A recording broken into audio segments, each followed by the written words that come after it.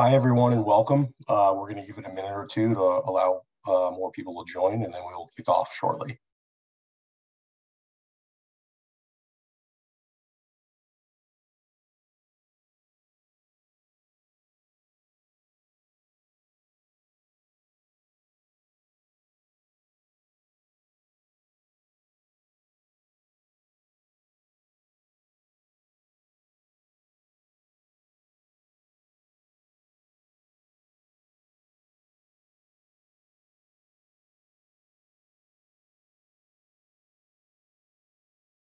All right, well, let's get started.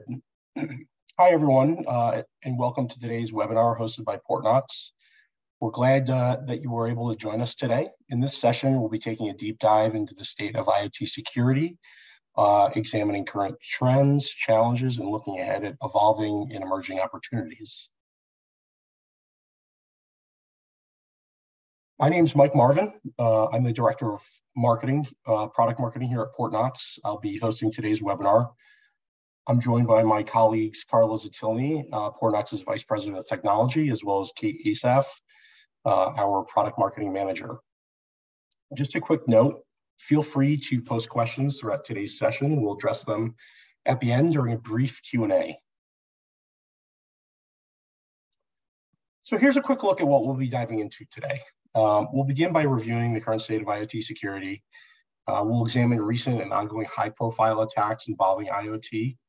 We'll look at new IoT security technologies in use across the market. We'll dive into how Portnox is addressing some IoT security gaps, and we'll look ahead at emerging security opportunities for IoT.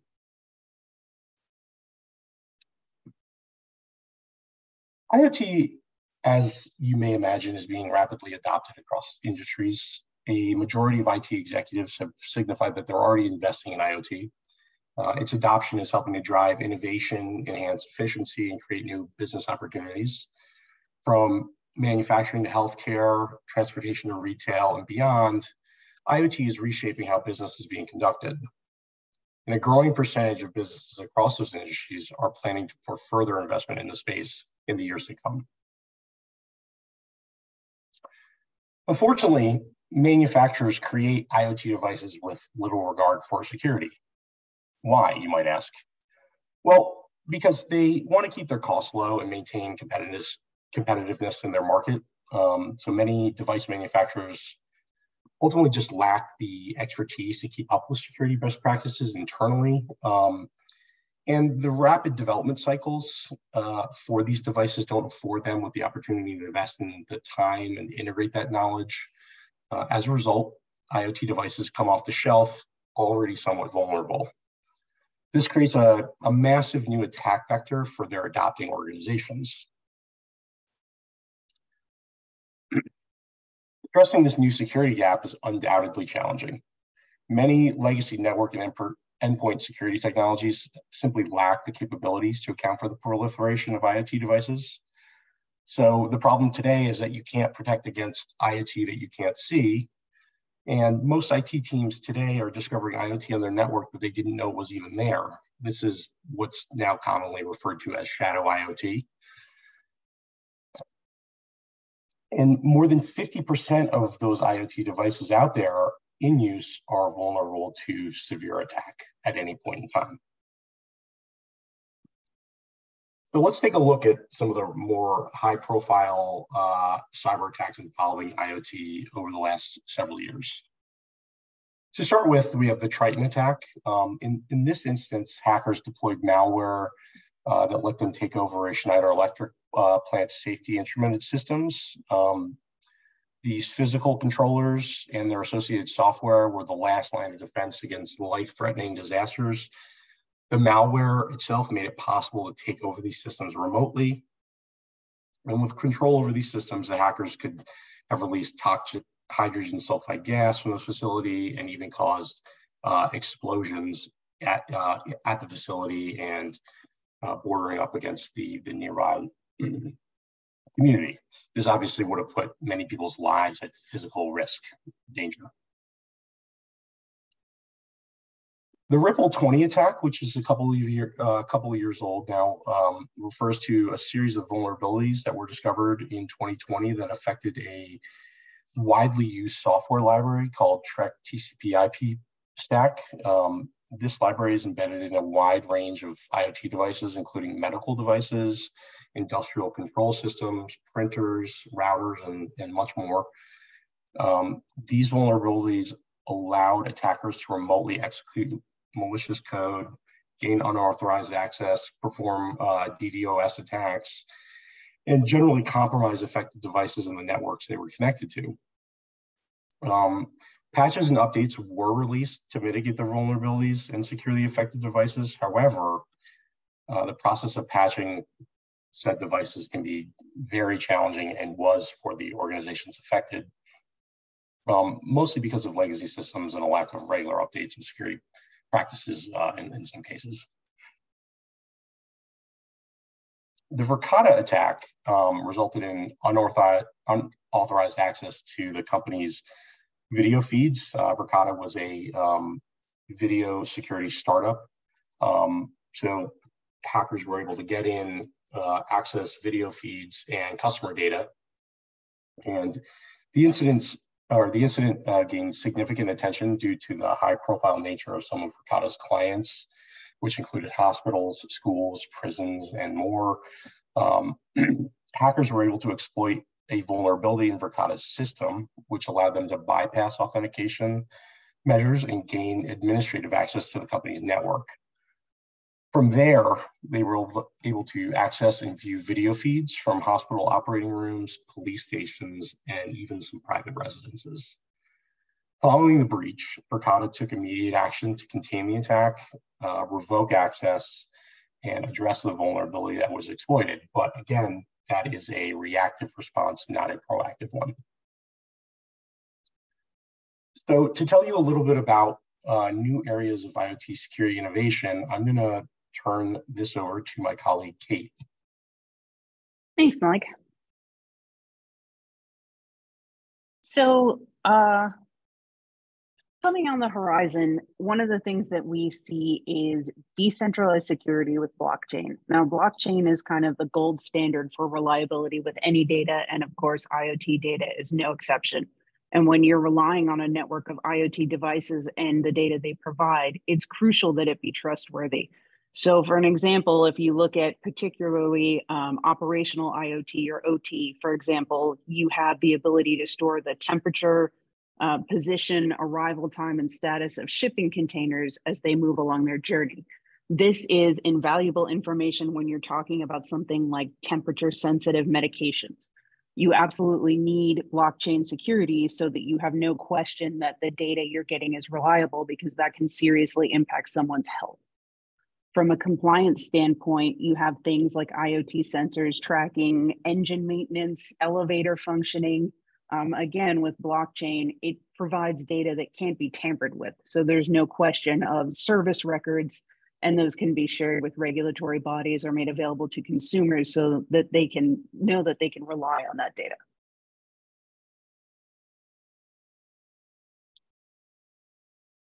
Infusing AI and machine learning is something we're already seeing with IoT.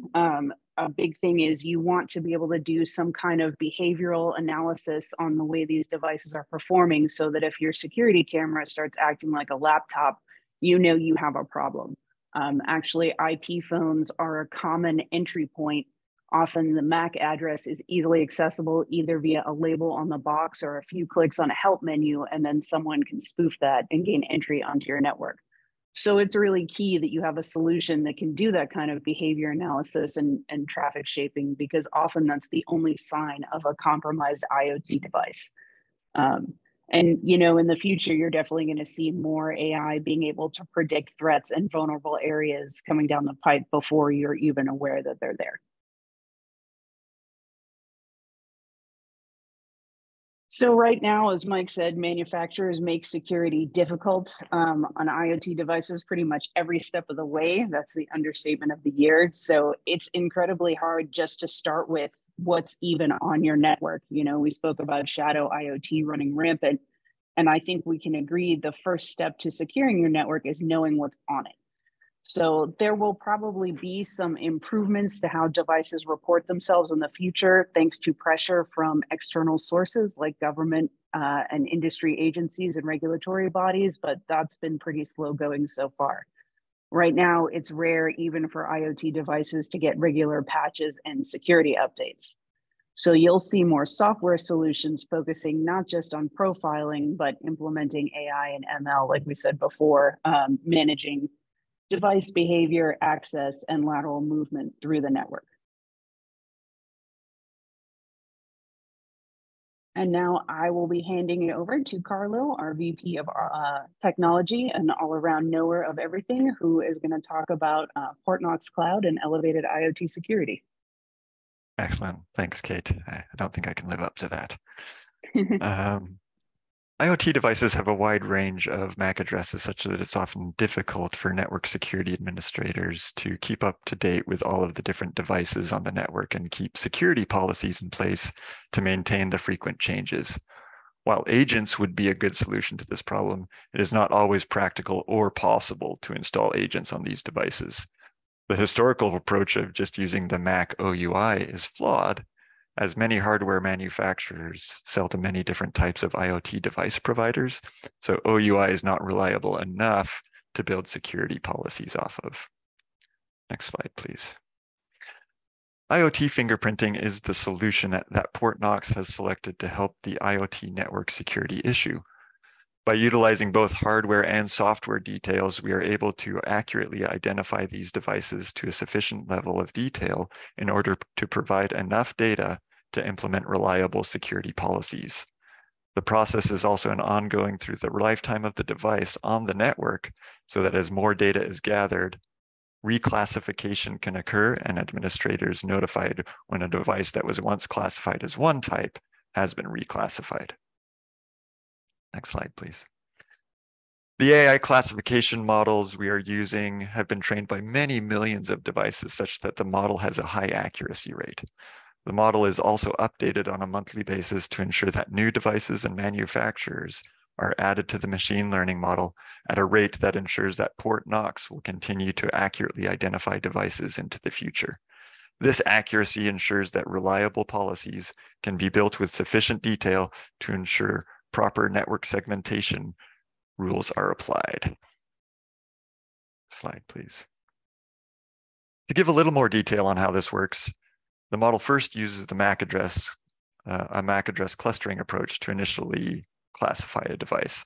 This uses a large training data set that allows this part of the classification to give lots of details on features of the specific devices on the network.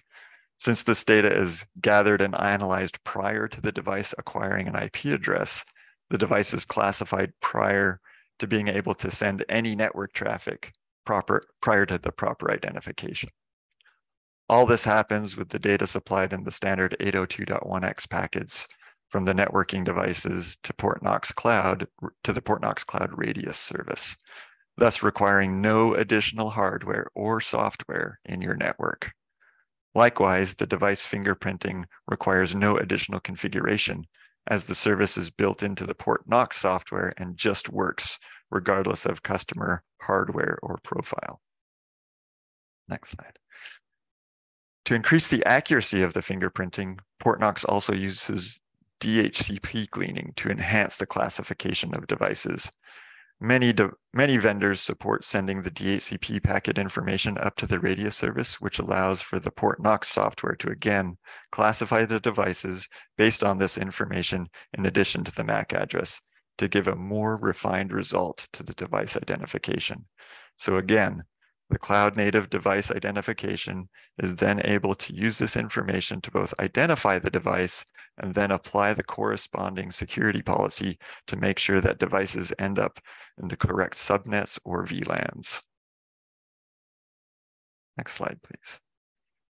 By combining MAC address clustering and DHCP gleaning, we are able to introduce secure MAB. Some devices are authenticated to the network with just their MAC address, but IoT fingerprinting then verifies that that MAC address matches the behavior of the device. If there is a mismatch between the MAC and the network behavior, then the administrator is able to take action to hopefully avoid a potential attack. So to conclude, the IoT device fingerprinting allows the network to establish trust of specific devices or specific known devices, and likewise distrust any unknown devices.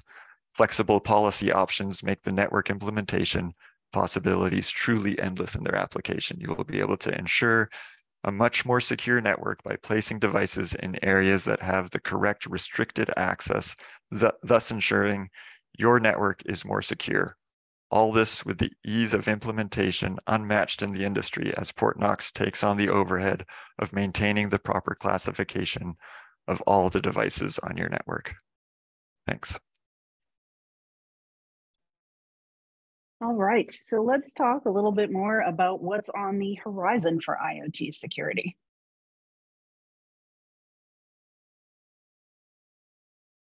Secure hardware is something that we've started to see a lot, and I think that this will be a big thing for IoT as well. We've seen this with the Windows Trusted Platform module and the Apple Secure Enclave.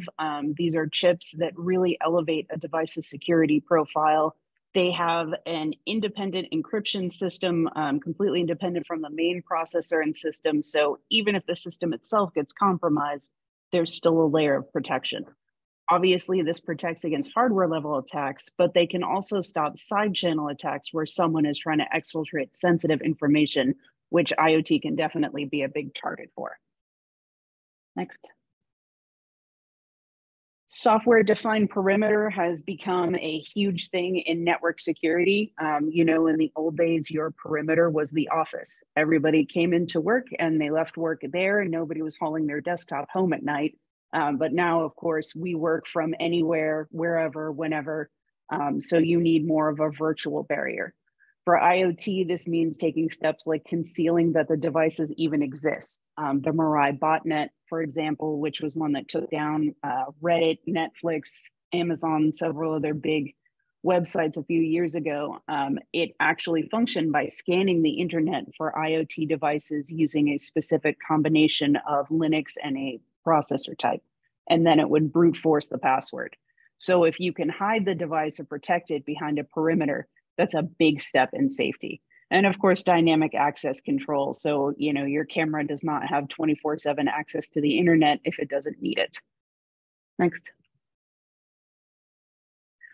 Post-quantum cryptography is an interesting one. The PKI, or public key infrastructure, is very secure for now.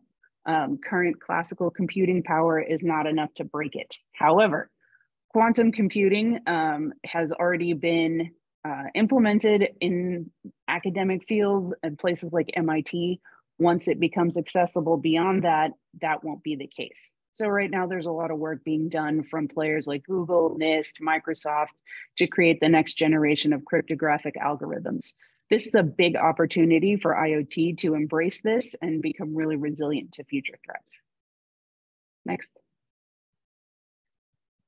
And homomorphic encryption. So data can be in one of three states: at rest, in transit, and in use. Most encryption deals with the first two, encrypted in transit or encrypted storage. Homomorphic encryption deals with the third state, in use. It allows you to work with data without having to decrypt it first. So you can perform computations and analysis without ever having to expose the actual data, which is a huge thing.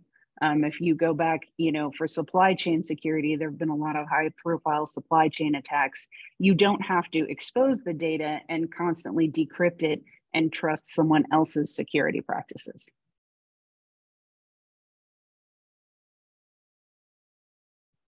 All right, thank you, everybody. I hope you found this useful. Are there any questions or comments?